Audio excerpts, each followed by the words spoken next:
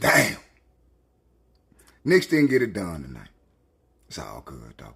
Assalamu alaikum, peeps. This is the one and only Zachary bringing you flame. You already know, dog pound. Make sure you like, share, and subscribe. Like, share, and subscribe. Hit that bell. You be left in the loop every time your boy drop the work. You feel me? Shout out to the black YouTube out there. Ticket TV, Carcino, Kwame Brown, the league attorney. J.R. Wisdom, Mr. Palmer, Too Raw for Sports, Too Raw for TV. Kicking it with Mr. Moss, LC Predator Catcher, J.V. Black, Tariq Nasheed, Dr. Umar Johnson, ISUPK, NOI, holding it down, dog pound, the Minister Farrakhan, holding it down, homie, on these platforms and on these streets, homie. Boy, man, listen here. Listen here. Boy, I got a mean one for y'all, man.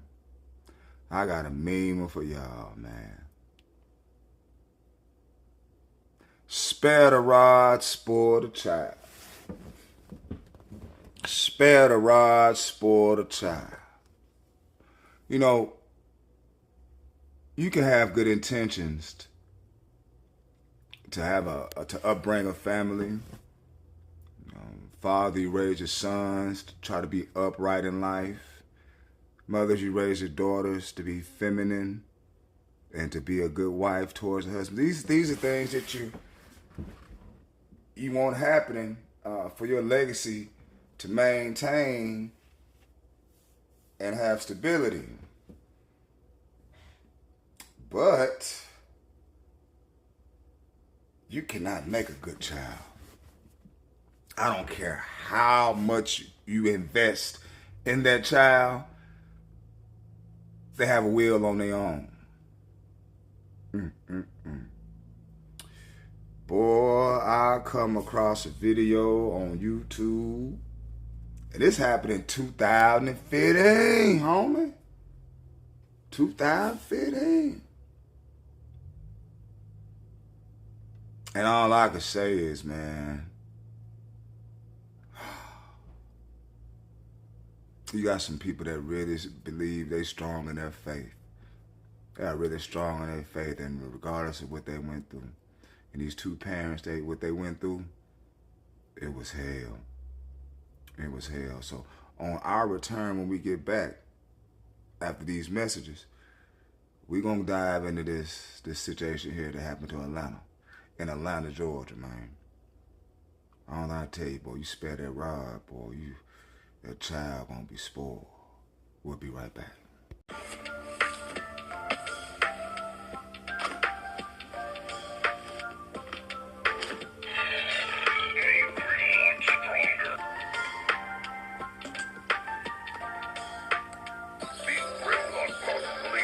Transform.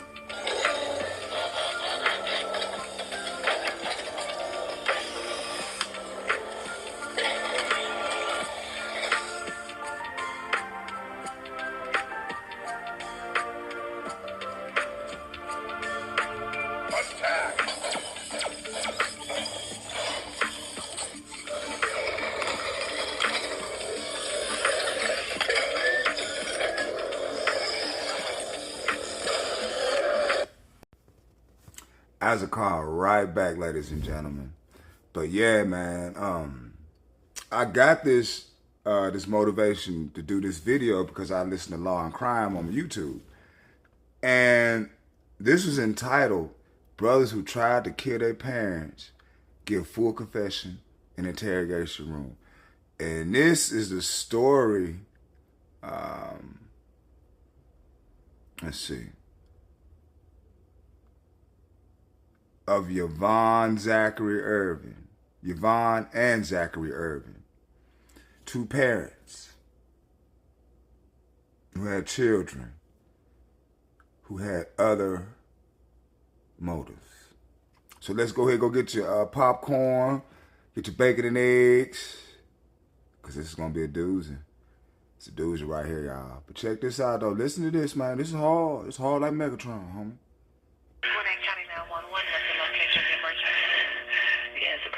Someone to house my children. They're trying to kill me. On the morning of September 5th, 2015, in Gwinnett County, Georgia, a confused and desperate mother calls 911. She begs the dispatcher to quickly send the police to her home to save her from her own children. They've attacked me and my husband. They drugged us with Xanax. They've attacked us, and they're trying to kill us. Please hurry. Just down the phone with me, okay? Please. The caller, Yvonne Ervin, tells the emergency dispatcher that she overheard her two sons, ages 22 and 17, talking about Xanax, the drug she assumes they slipped into her husband's food or drinks the night before. As Yvonne wakes up from her heavy drug-induced sleep, injured and struggling to breathe, she hides in her room and makes a life-saving phone call to the Gwinnett County Police. Meanwhile, her husband Zachary attempts to distract their children and get the neighbors' attention by entering the garage and honking the car horn. They're trying to attack my husband. I don't know. You hear what's going on? They have a shotgun. We have a shotgun and a pistol in the house, and I can't find my pistol, so I'm assuming they've taken it, and they have his shotgun. Yvonne tells the dispatcher that the boys are armed. They've already beaten both of their parents and stabbed their father multiple times. As the dispatcher asks Yvonne questions in an attempt to keep her calm, the worried mother continues to beg for rapid assistance. So I don't know if they're going to plan on shooting him or not, but please hurry. Please. They strangled me and beat me. It's a situation which no parent likely ever imagines they'll be in. Injured, drugged, and unsure why their own children have executed such a brutal attack against them. I don't know what's going on. Say it again, ma'am. I can't hear you. I said I don't know why they've done this. I really don't. I guess they assume they want the insurance money. I'm not sure. Then suddenly, the call takes a turn. I just heard them say, "Where did Mom go?" They headed upstairs now. 1 second passes. Then the sound of a struggle.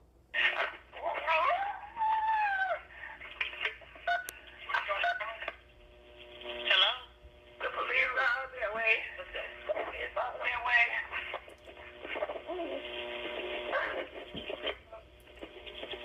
Hello? Hello, Yvonne? Hello? Hello, Miss Yvonne? Hello? The call ends after nearly 30 seconds of silence from Yvonne's end. Luckily, police are already on their way to the Ervin family's Ooh. That's hard like Megatron, ain't it?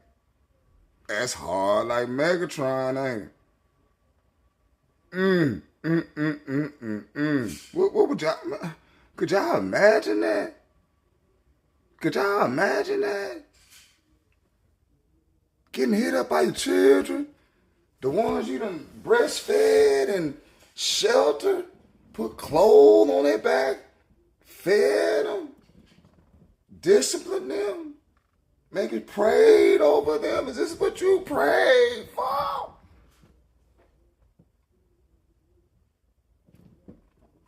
That's a hard hitter. That's a hard hitter. Man, that's a hard hitter, man. I don't know what I would do in situations like that, man. Blood Brothers. Confessions of a Murder Plot.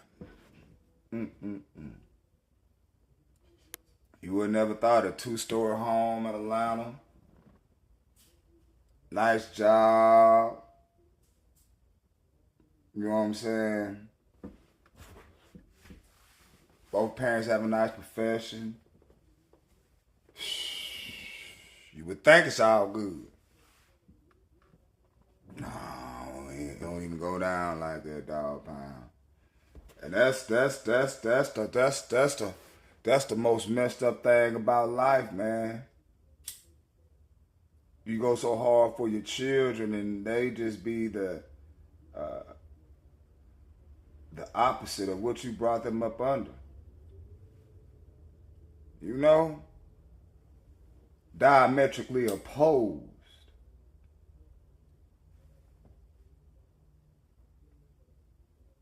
And Zachary and Yvonne Ervin, they raised their children to love God.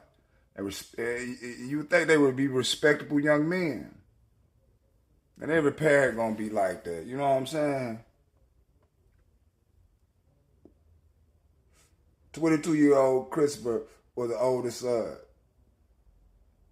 Going to the military, Zachary wrote letters to his son, saying he loved him and was excited he was serving his country. The letters included photos of smiling younger brother in graduation gown, moments after giving a powerful speech at his high school. Christopher went by Chris, the son. And his family described him as outgoing, intelligent, and generous. You know what I'm saying? That's the 22-year-old. 17-year-old Cameron had followed his older brother in the football field, but decided to follow the music instead. He joined the marching band. Family considered him quiet, calm, and humble one. Two young men full of promise, boy. Make sure you like, share, and subscribe. Like, share, and subscribe. It's hard, man. It's hard out there. Hard out there.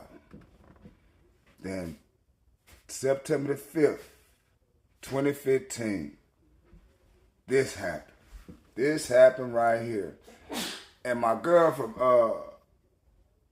I think NBC, ABC, one of them.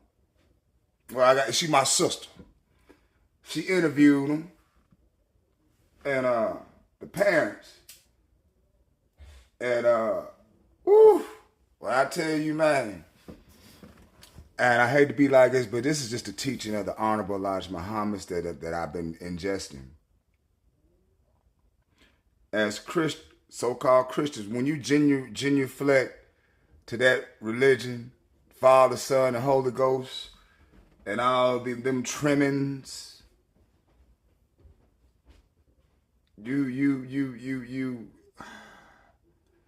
it turn the other cheek thing.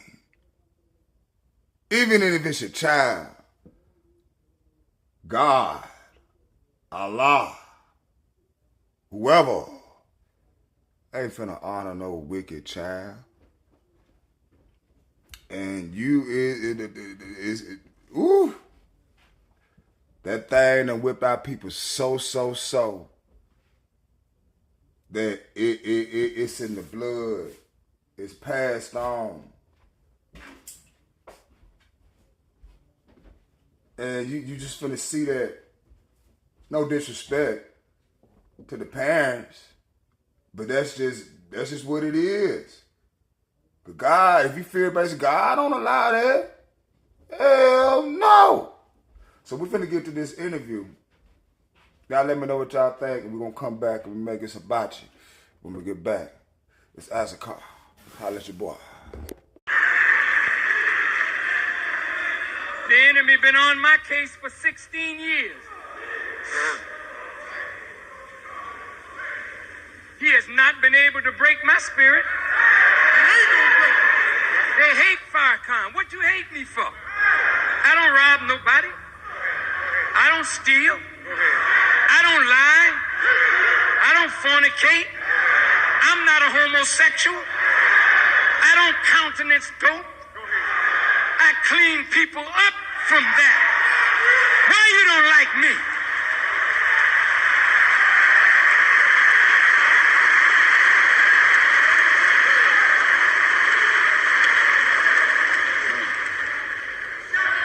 You don't like me because I met the one who would consume you with the spirit of his mouth on the brightness of his coming. I don't represent God will come. Hell no. When you see a black man, listen to me good. Listen.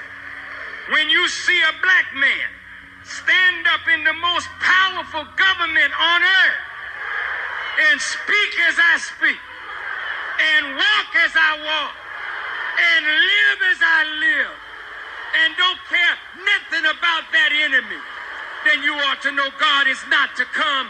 God is already present. He's here. He's in the world. That's the good news.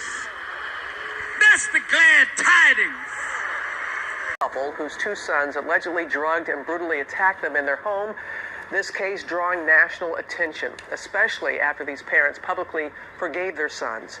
It's still a mystery why the sons did it, and they have not entered a plea and have not been convicted of anything. We spoke to Yvonne and Zachary Ervin just moments ago, but first, a look at their story. Please send someone to house my children are trying to kill me. It's the chilling 911 call that stunned the nation. My husband has distracted them, and I was just able to get to the phone. Please hurry. An unimaginable scenario.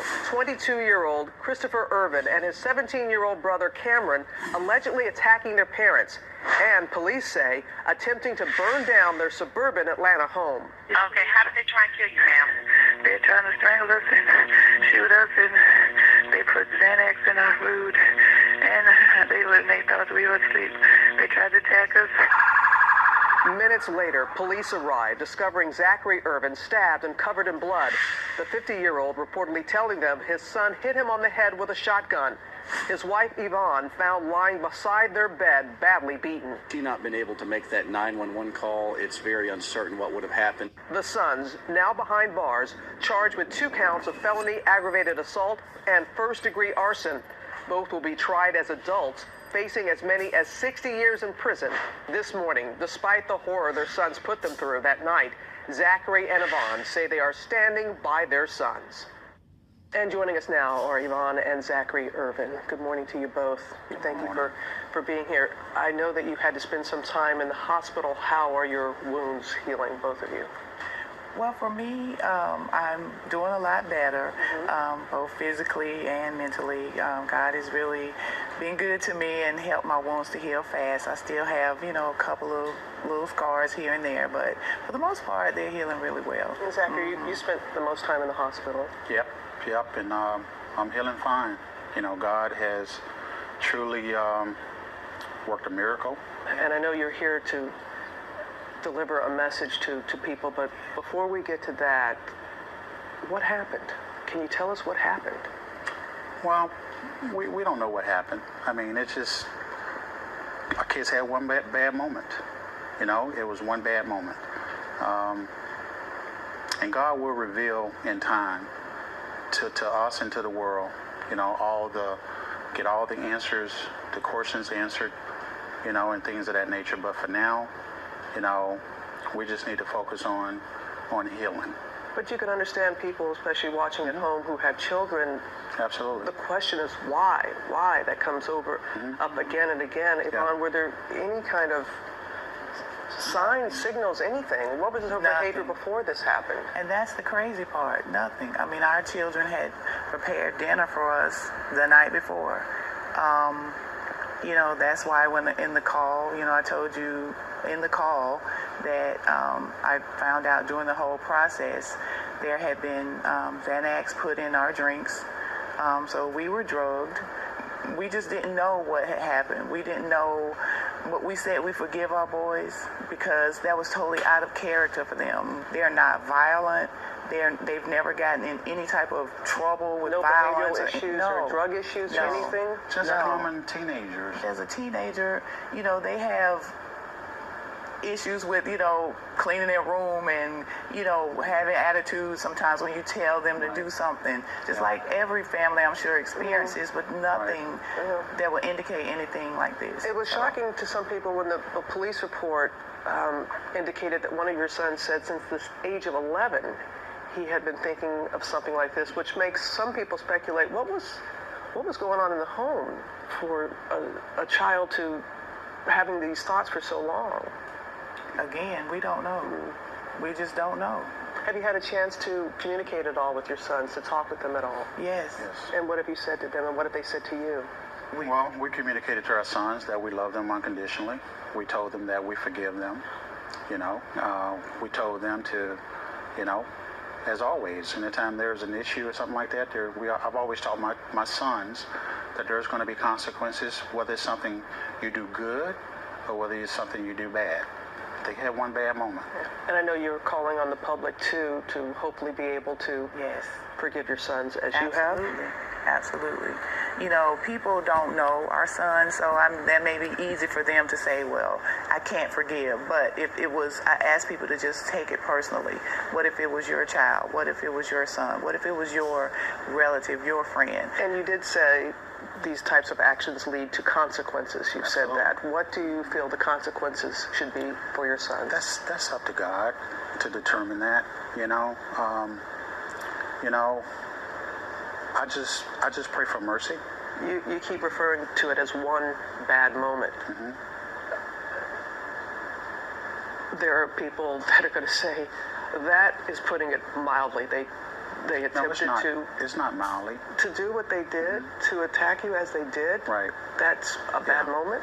Yeah, there's people who are incarcerated now that have had one bad day. You know, there are people who, you know, are put in certain situations to where, you know, rage or something has caused them to have one bad moment. And that's why I keep saying it's one bad moment. By no means am I discounting what has happened. You know, I look at my wife, I look at her scars, I look at, you know, the things that happen. I look at me. Your faith is remarkable, and your faith has certainly been tested. So the final message, Yvonne, that you want for people this morning? Well, the final message, I think, for me is just, like I said, study the Word, because that's what's going to help you through any situation. Well, Yvonne and Zachary, I know this is not an easy time for your family and for you to come forward and share your story as you have. We thank you. Thank you, and wish you all the best. Thank you. Going forward. Thank you. Ooh. Hard hit, ain't it? Hard hitter. Make sure you like, share, and subscribe. Like, share, and subscribe, man. But, you know, the mother pleads for mercy. And 4 months after she was drugged, beaten, and strangled, Yvonne Ervin wrote the judge a letter. A 2-page handwritten note tells the judge she forgives her son. I want you to know them through the eyes of their mother, who they really are, she wrote. We had no idea what happened to cause such tragedy in our family on September the 5th. My husband and I only knows this is not a character of our son. Appreciate that, dog pound. You welcome that. Now,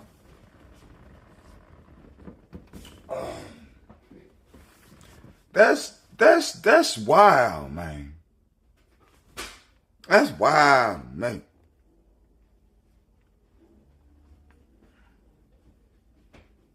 In their mug shots, their eyes look totally black and void. They look like people we didn't know, she wrote. We know they were in a dark place. Yvonne said the anger, the confusion, the sadness passed, and she and her husband were able to forgive the boys. Police did not test the brothers for evidence of hallucinogenics. In the police videos, both appear coherent and easily participate in the conversation. Chris and Cameron say they were using drugs at the time of the attack and had been sober ever since their arrest. On November 8, 2016, Chris and Cameron agreed to a plea deal against their parents in which the judge sentenced them 50 years in prison with 20 to serve and 30 years on probation. The brothers could get out on parole as early as 2026.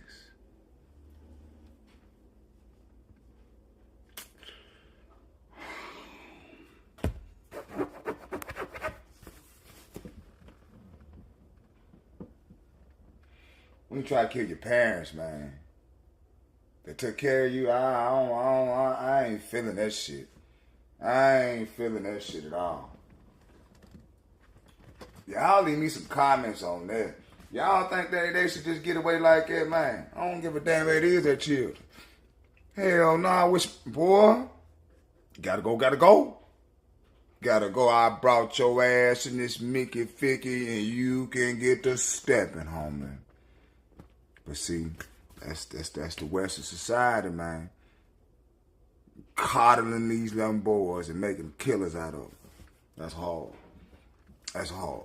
But this your boy Moose. So do me a favor. Like, share, and subscribe. Like, share, and subscribe. Peace in the Ball of Hagrid's people.